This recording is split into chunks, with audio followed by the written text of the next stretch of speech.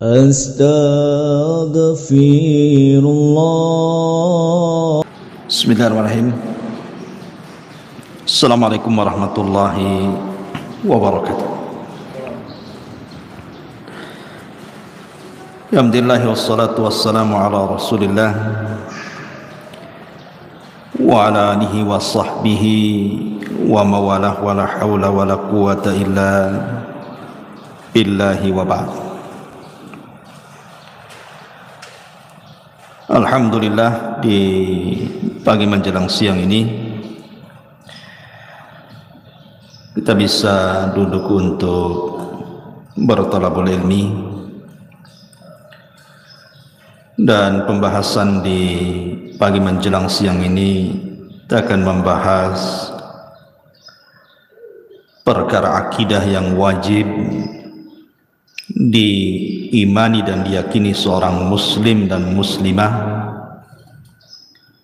tentang siapakah orang yang akan diberatkan hisabnya pada hari kiamat. Ma'asyiral muslimat yang dimuliakan Allah Subhanahu wa taala, kita tahu bahwa di antara peristiwa-peristiwa hari kiamat atau peristiwa-peristiwa hari akhir itu banyak yang akan dilalui manusia. Secara singkat,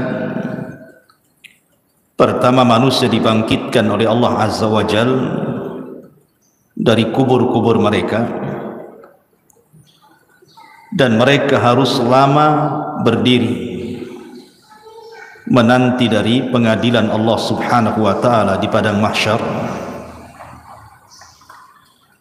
Kemudian setelah itu ada pembentangan catatan. Kemudian di sana ada syafaat. Kemudian juga di sana ada hisab. Kemudian pembagian catatan, pembacaan catatan. Manusia akan dikelompokkan bersama para sesembahannya. Kemudian juga akan dibentangkan padanya titian siratal mustaqim. Kemudian juga ada qisas, sampai akhirnya Allah dimasukkan ke dalam surga dan neraka. Itulah peristiwa-peristiwa secara singkat. Adapun tartibnya seperti apa, wallahu a'lam. Tapi peristiwa-peristiwa ini akan dialami semua manusia. Tapi yang kita akan fokuskan kajian di pagi menjelang siang ini bicara soal hisab. Wabil khusus lagi bicara soal orang-orang yang diberatkan hisabnya pada hari kiamat. Ma'asyiral muslimat yang dimuliakan Allah Azza wa Jalla, tetapi sebelum kita bahas siapa orang-orang yang akan diberatkan hisabnya pada hari kiamat, kita harus paham dulu tentang hal-hal yang menyangkut masalah hisab ini. Kenapa sampai ditegakkan hisab? Apa saja perkara-perkara yang menyangkut dengan hisab? Siapa orang-orang yang pertama dihisab? Dan siapa yang diberatkan hisabnya? Tentu ini pembahasan yang cukup panjang, tapi saya akan berusaha untuk menyingkat. Ma'asyiral muslimat yang dimuliakan Allah Azza wa Jalla, yang pertama yang perlu dipahami bahwa tegaknya hisab ini berdasarkan keadilan Allah. Ingat, tegaknya hisab ini berdasarkan keadilan Allah, bukan kezaliman. Karena Allah suka keadilan, dan tidak suka kezaliman.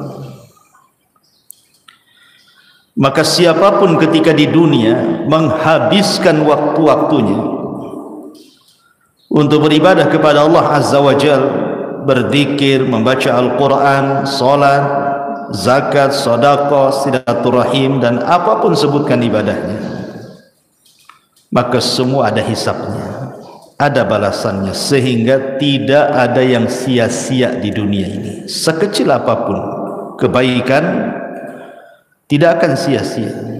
Wa man ya'mal mithqala dzarratin khairan yarah. Lah sebagaimana orang-orang yang berlaku baik di dunia ada hisabnya, begitu juga para pelaku kezaliman, para pelaku dosa dan maksiat, semua ada hisabnya. Sekecil apapun dosa ada hisabnya. Sehingga jangan macam-macam dengan dosa, semua ada balasannya. Ketika Allah Subhanahu wa taala tidak membalas dia di dunia, ingat di sana ada balasan yang jauh lebih perit lagi. Karena Allah yang mengatakan wa man ya'mal mithqala dzarratin syarran yarah. Ini yang pertama, bahwa hisab itu didasari keadilan Allah, bukan kezaliman. Allah Maha Adil. Yang kedua, seorang hamba pada hari kiamat akan dicukupkan semua amalannya, semua balasannya, tidak ada yang dikurang sedikit pun. Di dunia kalau kita membalas kebaikan orang, terkadang balasan kebaikan kepada orang itu tidak sebagaimana kebaikan orang itu kepada kita, kan? Ada saja kurangnya. Tetapi di akhirat tidak. Kebaikan akan dibalas sesuai dengan kebaikan yang dikerjakannya, sebagaimana keburukan juga akan dibalas dengan keburukan yang dikerjakannya. Dan Allah tidak akan pernah mengurangi itu. Kemudian yang ketiga, bahwa kelak pada hari kiamat manusia tidak akan menanggung dosa orang lain. Manusia itu tidak akan menanggung dosa orang lain. Dia hanya mempertanggungjawabkan dosanya saja. Dosa orang lain ditanggung orang lain. Tidak ada urusan dengan kita. Wala taziru waziratun wizra ukhra. Dan seseorang itu akan menanggung dosanya masing-masing. Kemudian yang nomor 4, yang berkaitan dengan hisab pada hari kiamat adalah jabrun naqsi fil faraidi minan nawafil. Bahwa hal-hal yang sifatnya lalai seseorang dari melaksanakan kewajiban, umpamanya ibu sholat wajib, lalai dalam sholat wajibnya, tidak khusyuk, kurang tumaknina, dan begitu seterusnya, maka akan ditempel oleh amalan-amalan sunnah. Maka amalan-amalan sunnah itulah yang akan menempel kekurangan kewajibannya, dan itu masuk pada hisab. Seperti sholat sunnah rawatib, atau kalau dalam puasa Ramadan ada puasa di bulan Sya'ban atau puasa Syawal, dan begitu seterusnya. Kemudian juga hisab juga, yang nomor 6 ya, hisab juga kelak pada hari kiamat akan diletakkan 2 timbangan, timbangan kebaikan dan timbangan keburukan. Mana-mana timbangan kebaikan lebih berat, maka dipastikan dia masuk surga. Mana-mana timbangan keburukan yang lebih berat, dipastikan masuk neraka. Mana-mana yang kemudian seimbang antara kebaikan dan keburukannya, maka dengan syafaat dan rahmat Allah dan atas kehendak Allah juga bisa saja Allah masukkan ke dalam surga. Kemudian yang nomor 7 juga di antara hal yang berkaitan dengan hisab pada hari kiamat, bahwa niat yang baik, ibu punya niat dan belum diamalkan kebaikan itu, maka tetap akan ada hisabnya pada hari kiamat. Sebagaimana niat jahat kemudian belum melakukannya dan ditinggalkannya, baik karena Allah, baik karena lemahnya dia melakukan atau karena tidak sukanya dia melakukan, semua ada hisabnya pada hari kiamat. Jadi niat saja ada hisab. Maka hati-hati soal niat ini, jangan sembarang niat. Kemudian juga yang nomor 7 di antaranya adalah ada seseorang yang berbuat kebaikan di dunia. Kebaikan itu kan bermacam-macam nilainya, Bu ya. Ada satu amal itu satu kebaikan. Ada satu amal itu 10 kali lipat kebaikan. Ada satu amal itu dilipat gandakan menjadi 700 kali lipat kebaikan. Ada amalan itu yang tanpa batas lipatannya. Semua akan dihisab. Semua ada balasan. Sebagaimana dosa juga ada yang satu dosa itu dilipat gandakan, dosanya sama, tetapi terkadang dilipat gandakan. Maksiatnya sama tapi terkadang dilipat gandakan dosanya. Seperti orang yang melakukan dosa di asyuril hurum, umpamanya di bulan-bulan hurum. Itu kan beda ketika dia melakukan di luar bulan hurum. Atau orang yang bermaksiat di Mekah akan berbeda dosanya kalau dia bermaksiat di luar Mekah, walaupun satu jenis dosanya, tetap ada hisab. Ma'asyiral muslimat yang dimuliakan Allah Azza wa Jalla, termasuk juga berkaitan dengan qisas pada hari kiamat, bahwa setiap kezaliman itu yang berkaitan dengan orang lain atau berkaitan kezaliman kepada binatang atau kezaliman kepada sesama manusia, semua ada hisabnya, ada qisasnya kelak pada hari kiamat. Sehingga jangan sembarang orang melakukan kezaliman.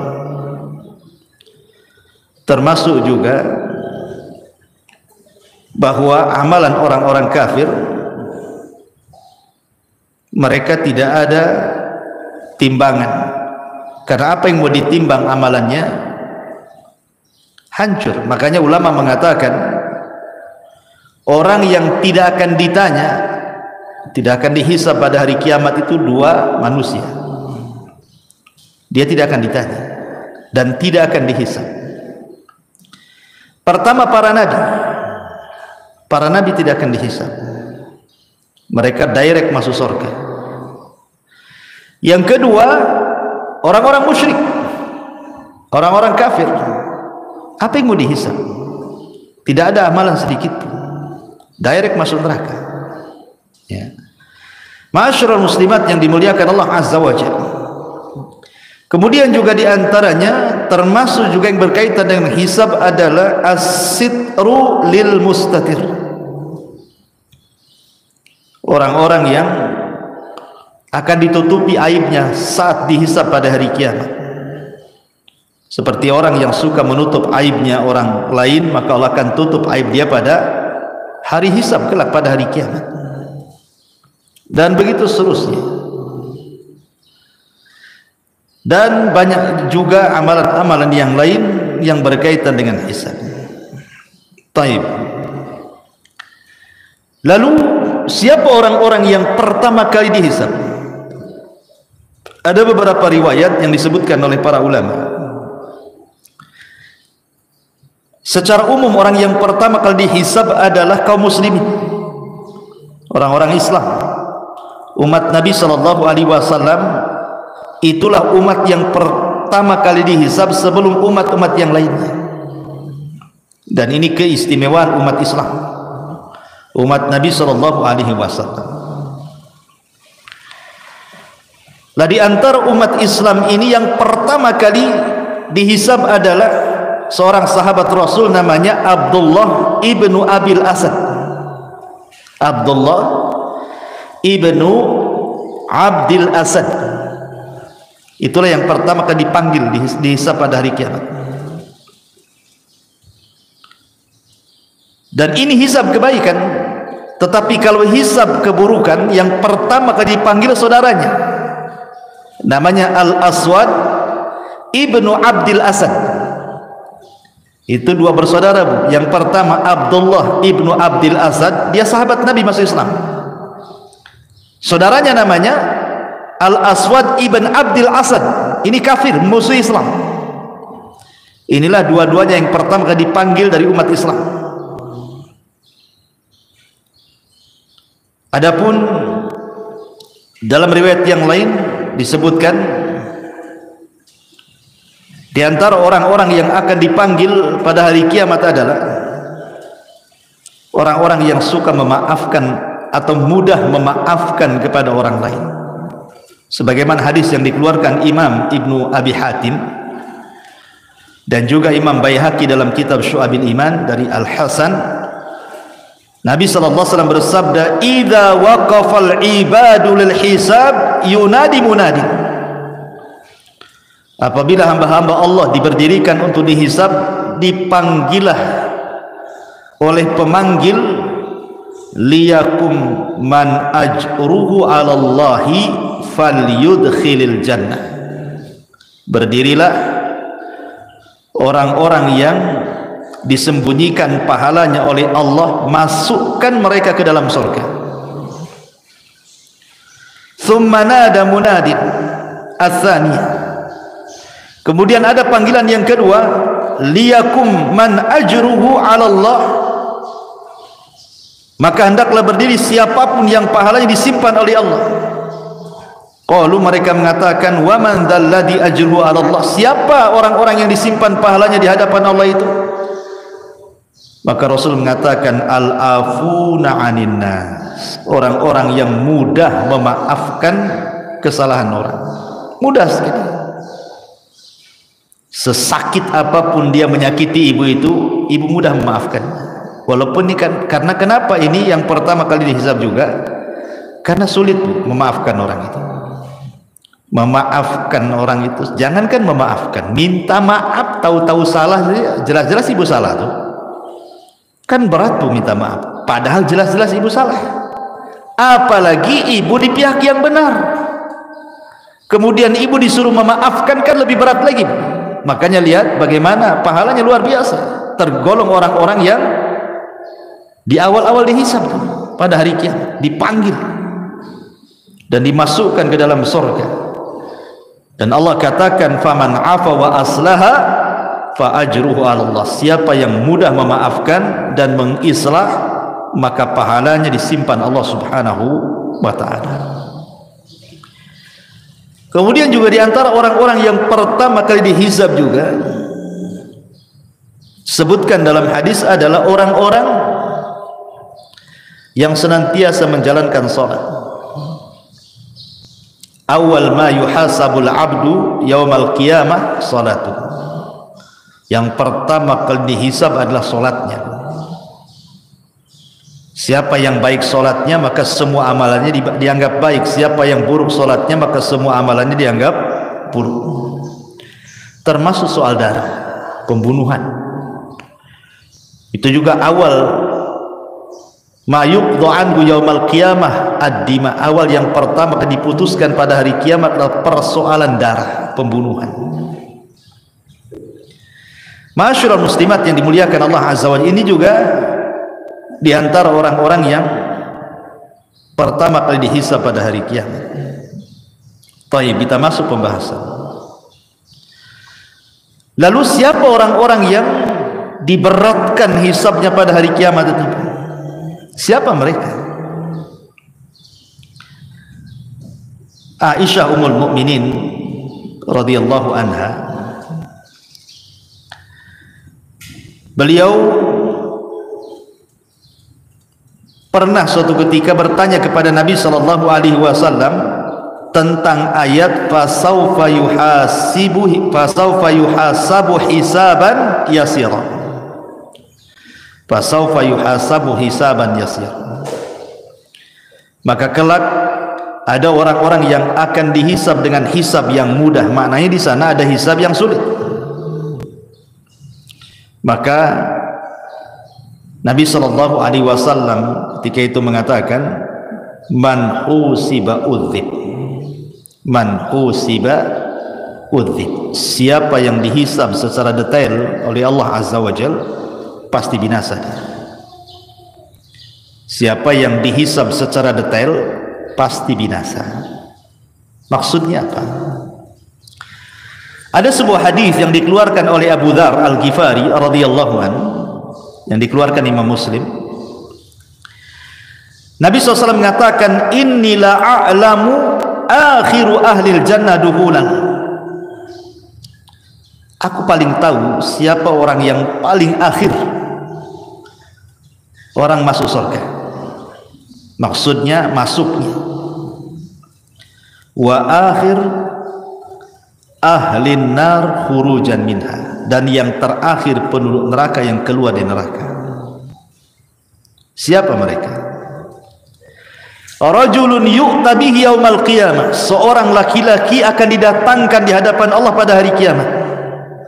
Fayuqal, dan dikatakan, i'ridu alaihi sighara dhunubihi, tampakkan kepadanya dosa-dosa kecilnya. Dan dia sudah ketakutan karena disuruh ditampakkan dosa kecilnya, belum lagi dosa besarnya. Maka tiba-tiba kemudian setelah ditampakkan dosa-dosa kecilnya, kemudian Allah ampuni. Kemudian dia pun meminta untuk ditampakkan dosa-dosa besarnya, karena melihat dosa kecilnya diampuni, apalagi dosa besar, menurutnya dia begitu. Tapi dalam hadis, warfa'u anhu kibaraha, dan angkat dosa-dosa besarnya. Fatu'radu alaihi sigharu dhunubihi, maka ditampakkan padanya dosa-dosa kecilnya. Fayuqal, maka dikatakan, amilta yauma kadza wa kadza wa kadza wa kadza, apakah engkau melakukan ini wa amilta yauma kadza wa kadza kadza wa kadza, dan engkau juga mengamalkan pada waktu hari ini itu dan lain sebagainya. Maka orang ini mengatakan, na'am ya, na'am ya, la yastati'u an yunkira wa huwa mushfiqun min kibari dhunubihi an tu'rada alaihi. Dan dia tidak bisa ingkar, tidak bisa mungkir dari dosa kecilnya, dia mulai ketakutan dengan dosa besarnya. Fayuqal, maka dikatakan padanya, innalaka makana kulli sayyi'atin hasanah, bagimu telah dihilangkan perbuatan burukmu dan diganti dengan kebaikan. Maka orang ini mengatakan, Rabb, qad amiltu asya'a la araha hahuna. Ya Rabb, aku sudah mengamalkan sesuatu yang aku tidak bisa melihatnya di sini. Falaqad ra'aitun nabiyya sallallahu alaihi wasallam dhahika hatta badat nawajib. Kata Abu Dzar, aku melihat Rasul tertawa sampai gerhamnya nampak. Maksudnya apa hadis ini, Bu? Hadis ini menjelaskan tentang hisab yang mudah. Hisab yang mudah itu adalah hisab yang tidak ada rincian secara detail. Jadi kalau ibu dipanggil, ibu tidak ditanya soal rincian-rincian dosa, tetapi ibu hanya ditanya dosa-dosa kecil saja. Kemudian setelah ditanya, ibu mengakui dosanya, maka Allah mengatakan, dosa yang kecil yang ibu lakukan aku ganti dengan kebaikan. Dia sudah mulai ketakutan tuh, tetapi setelah dia mendengar bahwa dosa kecilnya diganti kebaikan, kemudian dia berpikir bagaimana dosa besar. Maka Allah Subhanahu wa ta'ala tidak mempermasalahkan dosa besarnya. Inilah yang disebut dengan hisaban yasira, namanya, Bu, ya. Hisabnya mudah, hanya ditampakkan amalannya saja, suruh mengakui tanpa ada perdebatan, dan tidak dirinci. Hanya sebagian kecil dosa saja ditanyakan, dan dosa-dosa yang lain dianggap ditutup. Ini kan luar biasa. Inilah disebut hisaban yasira, namanya hisabnya mudah. Tapi kalau hisabnya berat, hisabnya sulit, inilah hisab yang seseorang akan selama kehidupannya itu akan diaudit seluruh amalannya. Akan diaudit seluruh amalannya itu, yang kecil sampai yang kecil sekali, yang nampak, yang tidak tampak, yang badan, yang hati, semua akan dirinci, tidak ada yang terlewat sedikit. Ini namanya hisab yang berat, itu namanya. Betul-betul ditanyakan semuanya. Tidak ada yang kecil, tidak ada yang besar, semua akan ditanyakan. Dan ini adalah hisab yang sangat berat. Hisab kalau sudah seperti ini berat sekali. Jangankan ibu ya, di akhirat, andai seseorang itu terkena kriminal lah di dunia, tangkap sama polisi, diperiksa sama polisi. Kadang-kadang polisi ini nanya dari pagi sampai malam tuh. Ada yang 100 soalan, ada yang 200 soalan, sampai ngaku, Bu. Sampai panas keringat dingin tuh. Dan kita tahu polisi punya trik tuh, supaya dia ngaku tuh. Itu di dunia, keringat dingin dibuatnya kita. Jadi apalagi hisabnya Allah. Hisabnya Allah bukan kayak polisi. Hisabnya Allah tuh sangat detail. Kita di hadapan orang bisa berbohong, bisa berdusta gitu ya, pura-pura jadi psikopat gitu ya, pura-pura gila depan orang. Depan Allah tak bisa main pura-pura gila. Semua akan ditanya sedetail-detailnya. Ini yang bahaya. Kalau tidak ada yang tersisa dari yang besar sampai yang kecil, yang tampak atau yang tersembunyi dalam hati, semua disingkap oleh Allah. Inilah yang disebut dengan hisaban asira, hisab yang sangat berat, melelahkan, sangat sulit. Yang terkadang terjadi munaqashah di sini, terjadi perdebatan antara orang yang dihisab dengan Allah Subhanahu wa taala yang menghisabnya. Terkadang dia mengingkari, tapi pada hari kiamat tidak bisa orang mengingkari apa yang sudah dilakukannya. Kenapa? Karena lisan dikunci, tangan pula yang bicara, kaki pula yang jadi saksi. Yauma nakhtimu ala afwahihim wa tukallimuna aydihim wa tashhadu arjuluhum bima kanu ya'malun. Kunci, lisan terkunci, tangan bicara, kaki pula jadi saksi. Bukan hanya tangan bicara, kulit bicara. Siapa manusia yang badannya tidak ada kulitnya? Enggak ada kecuali kulit. Semua manusia itu dari ujung kepala sampai kaki ada kulitnya. Artinya bahwa tidak ada satupun tempat di badan kecuali kulit tahu perbuatan yang dilakukannya. Ketika kulit ini menjadi saksi di hadapan Allah Azza wa Jalla, badan protes kepada kulit, lima syahidtum alaina. Hei kulit, kenapa engkau bersaksi untuk badanmu sendiri? Kulit mengatakan, antakan Allah, Allah yang buat aku bicara, katanya. Semana pula Allah yang buat aku bicara? Lihat, tidak ada sekecil apapun kecuali akan dihisab. Ini berat sekali, melelahkan. Ma'asyiral muslimat yang dimuliakan Allah Azza wa Jalla. Lalu apa saja yang berhubungan dengan hisab-hisab yang berat ini? Yang pertama, berhubungan dengan dosa yang berkaitan dengan hamba. Ini akan berat, berat sekali hisabnya. Jangan pernah melakukan dosa yang ada hubungannya dengan hamba. Saya analogikan begini saja, Bu ya. Ibu punya hutang ke 100 orang. Sudah jatuh temponya, tak dibayar. Dicarilah ibu ke 100 orang itu di dunia. Kira-kira ibu mau sembunyi di mana tuh? 100 orang nyari ibu, masing-masing orang yang ibu hutangi itu nyuruh debt collector, preman-preman pula yang disuruh.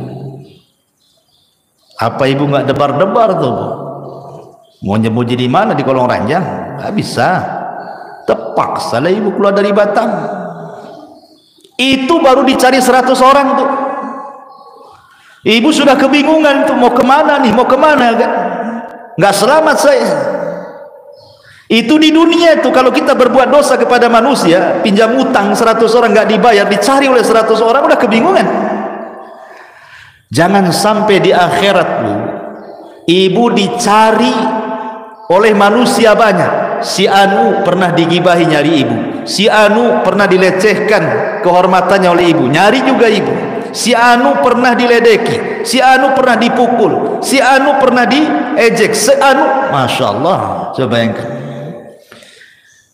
kalau ibu menggibah satu orang, mungkin dia aja yang nyari ibu. Tapi kalau ibu buat gibah nasional, satu Indonesia nyari ibu nanti. Ada, jangan gibah-gibah jamaah, nanti satu jamaah yang nyari. Itu baru dosa gibah, dicari orang yang digibahinya kan bu. Belum dosa-dosa yang terkait dengan manusia itu di luar daripada gibah. Ngambil tanah orang, itu pun akan dicari sama yang punya tanah itu pada hari kiamat.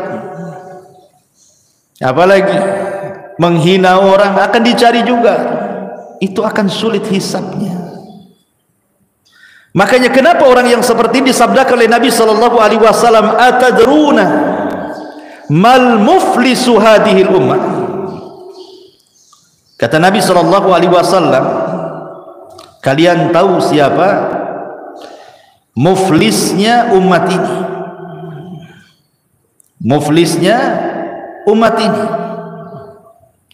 maksudnya muflis di sini bangkrut, orang yang bangkrut pada hari kiamat. Sahabat polos, bukan disangkanya orang bangkrut usahanya yang bangkrut. Ya kata sahabat, ya orang muflis itu man la dirhamalahu wala mata, orang yang gulung tikar usahanya, orang yang tidak punya modal, habis semua, nggak ada barang, nggak ada uang, itulah barang bangkrut katanya. Kata Rasul bukan itu. Tapi orang yang bangkrut ini kata Rasul, innal muflisa min ummati yaumal qiyamati man ya'ti yaumal qiyamati bi salatin wa siyamin wa zakatin wa ya'ti qad syatama hadha wa qadhafa hadha wa akala mala hadha wa safaka dama hadha wa dharaba hadha. Orang yang bangkrut pada hari kiamat itu, satu sisi dia bawa pahala salat, bawa pahala puasa, bawa pahala zakat dan pahala-pahala ibadah yang lainnya. Sisi lain dia zalim pula sama orang, pernah mencaci si fulan, pernah menuduh si fulan, pernah makan harta si fulan, pernah membunuh darah si fulan, pernah memukul si fulan.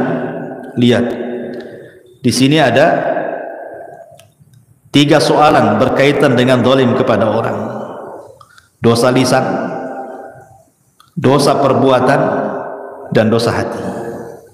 Ya. Adapun dosa lisan seperti mencaci, memaki, menuduh, ini dosa lisan. Menggibah, apalagi dosa lisan banyak, mengejek, baik dengan mata, dengan isyarat, dengan lisannya gitu ya, macam-macam. Ataupun dengan perbuatan, memukul, membunuh, ya, mengambil harta orang. Ataupun dengan hati, hasad kepada orang, benci kepada orang, dendam kepada orang, dan begitu seterusnya. Semua akan dicari ibu gara-gara dosa 3 perkara ini, dan ini akan menyulitkan hisab ibu nanti pada hari kiamat. Makanya di dunia, siapa yang di dunia sedikit dicari orang, maka dia akan dimudahkan hisabnya pada hari kiamat. Kalau di dunia banyak dicari orang, maka di akhirat pun akan dipersulit hisabnya. Maka persedikitlah melakukan dosa kepada manusia, supaya jangan dituntut banyak-banyak orang. Sehingga dari sini apa? Jaga lisan dan jaga perbuatan. Al-muslimu man salimal muslimuna min lisanihi wa yadi. Seorang muslim itu yang selamat orang muslim lain dengan lisan dan tangannya. Sedikitkan, Bu. Ya, gibah kurangi. Kalau bisa janganlah, bukan dikurangi. Jangan. Kalau dikurangi masih gibah namanya. Hal-hal yang seperti itu. Kemudian hal-hal yang menjurus kepada dosa orang. Kurangi komentari orang. Jangan kepo. Apa Bu kepo? Kepolisi, tanya-tanya. Ya, kepo itu bahasa Cina atau bahasa apa? Ya kepo lah kan, orang jalan mungkin tak lurus jalannya, pincang. Kok gitu jalannya katanya? Ngapain ibu tanya? Urusan dia lah jalannya kayak gitu. Yang nampak orang jalan gemuk itu kan, tak pandai dayat orang itu katanya. Lah, tak pandai pula dayat sama orang. Pakaian tak cocok dengan kulit. Cemana kulit hitam pakaian merah pura. Jadi merah hitam lah, orang merah putih harusnya katanya. Subhanallah, kok kepo gini orang nih kan. Itu kurangi dosa-dosa kayak gini nih. Memang dia nggak dengar ucapan ibu, tapi nanti pada hari kiamat nyari ibu loh. Dulu kok yang ngomong aku hitam merah kan gitu ya. Dulu kok yang bilang aku pincang lari-lari gitu. Semua akan ditanya, kurangilah kepo-kepo tuh. Itu urusan dengan orang tuh. Itu kan dicari orang nanti. Siapapun semakin banyak yang nyari orang karena perbuatan orang ini kepada orang lain, oh itu makin sulit tuh hisabnya. Maka berhenti, stop, jangan melakukan dosa pada manusia. Ya. Ini yang pertama. Yang kedua, persoalan keikhlasan. Persoalan keikhlasan. Usahakan dalam beramal itu jangan sampai diberikan kepada selain Allah Azza wa Jalla. Karena ada orang-orang yang nampaknya berbuat baik, harusnya dia dapat hisab yang mudah, atau boleh jadi tidak dihisab. Rupanya dia pula hisabnya sulit. Ketika dia beramal kebaikan diniatkan bukan karena Allah. Dalam sebuah hadis Nabi SAW mengatakan, awal ma yuqda anhu awal man tusyu'ira bihi yaumal qiyamah. Orang yang pertama kali disentuh pada hari kiamat adalah 3 manusia. Siapa 3 manusia ini? Pertama orang pakar Quran, yang kedua pakar sedekah, yang ketiga pakar jihad. Dohirnya kan bagus Bu ya, pakar Quran bagus, sodakoh bagus, jihad bagus, bagus tiga-tiganya. Masalahnya tiga-tiganya beramal untuk selain Allah. Nanti akan dipanggil tuh pada hari kiamat. Tampakkan amalannya. Betul kau itu yang baca Quran tuh, khusyuk-khusyuk tuh. Betul ya Rabb, itu saya. Apa maksudmu tuh?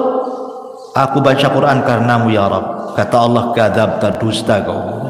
Kau ini baca Quran biar orang mengatakan kau seorang qori saja, ya kan? Kemudian ahli sedekah juga mengatakan ditampakkan amalnya. Itu siapa tuh yang bersedekah atau bolak-balik ke dual ilmi itu masih uang sedekah tuh? Itu aku itu.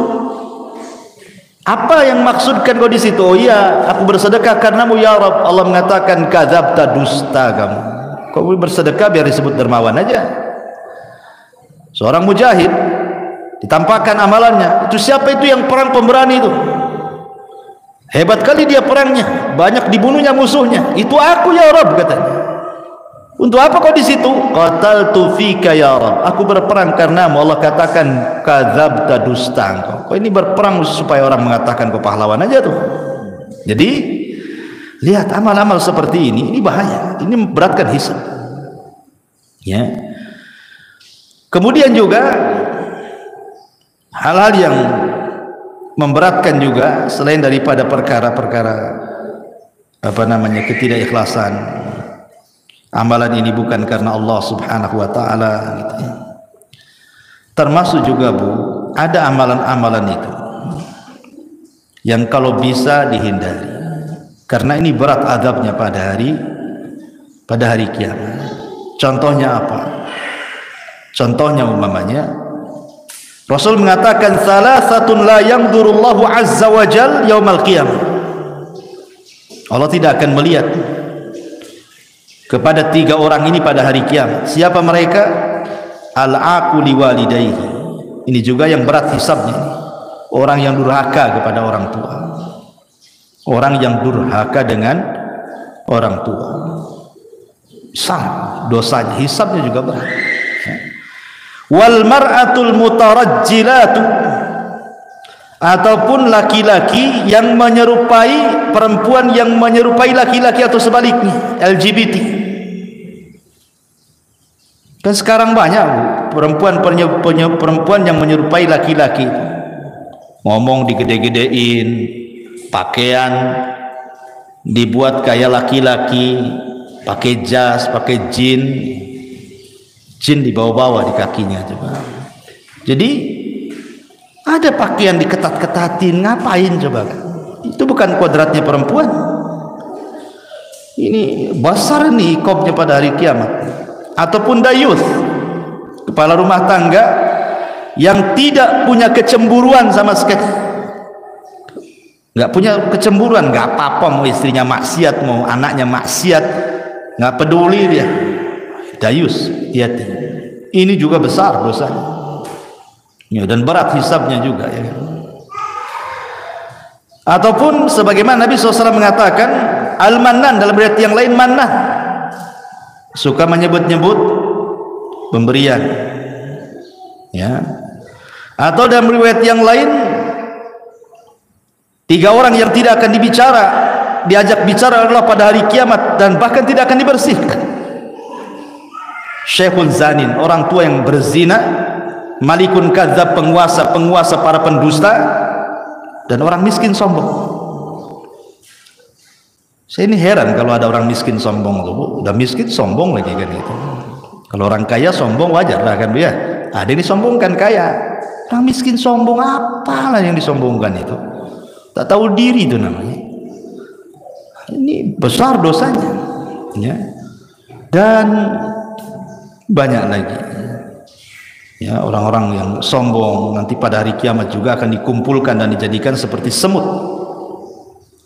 Ini di antara keterangan para ulama bahwa nanti pada hari kiamat itu semua akan dihisab di hadapan Allah, termasuk juga Allah mengatakan latus alunna yauma idzin anin naim, karena akan ditanya pada hari kiamat soal nikmat semua nikmat itu akan ditanya, yang kecil yang besar semua akan ditanya di hadapan Allah subhanahu wa ta'ala.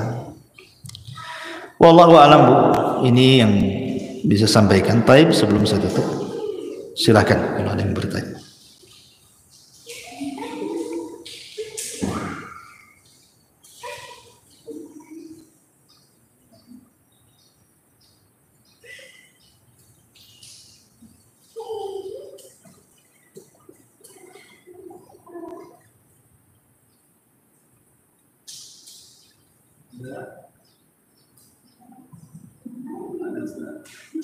Nggak ada. Oke. Nggak ada. Alhamdulillah. Ya, mungkin dah paham semua atau ngantuk semua atau Allahu a'lam. Saya husnudzon aja lah, paham semua. Subhanakallahumma bihamdika asyhadu an la ilaha illa anta astaghfiruka wa atubu ilaik. Allahu ta'ala alam. Assalamualaikum warahmatullahi wabarakatuh.